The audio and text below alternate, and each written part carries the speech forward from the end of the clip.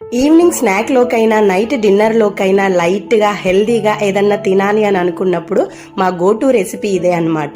దీనికి మేము పెట్టుకున్న పేరు కలగూర గంప కట్లెట్ అన్నమాట. ఎందుకంటే దీంట్లో మిక్స్డ్ వెజిటేబుల్స్ ని యూజ్ చేస్తాం కాబట్టి ఇక్కడ నేను ఆనియన్స్, బీన్స్, క్యారెట్, కొత్తిమీర, స్ప్రింగ్ ఆనియన్ అట్లనే స్వీట్ పొటాటోని కూడా గ్రేట్ చేసి యూజ్ చేసిన అన్నమాట. పచ్చిదే వాడిన.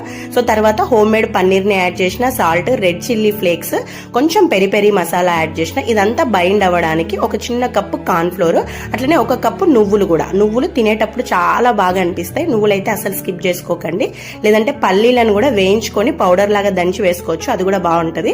సో ఇట్లా చిన్న చిన్నగా మన కట్లెట్స్ లాగా చేసేసుకొని ప్యాన్ మీద రెండు వైపులా కాల్చుకోవడమే. గీ లేదా బటర్ యూజ్ చేయండి, టేస్ట్ ఇంకా ఎన్హాన్స్ అవుతుంది. ఈ కట్లెట్స్ ని లో ఫ్లేమ్ లో కాల్చుకోవాలి, లేదంటే తొందరగా మాడిపోతాయి. ఎందుకంటే పన్నీర్ ఉంటది కాబట్టి. సో లో ఫ్లేమ్ లో కాల్చుకోవాలి. సో గ్రీన్ చట్నీతో తింటే నెక్స్ట్ లెవెల్ అనమాట. ఈ రోజుకి మా డిన్నర్ అయితే ఇదే.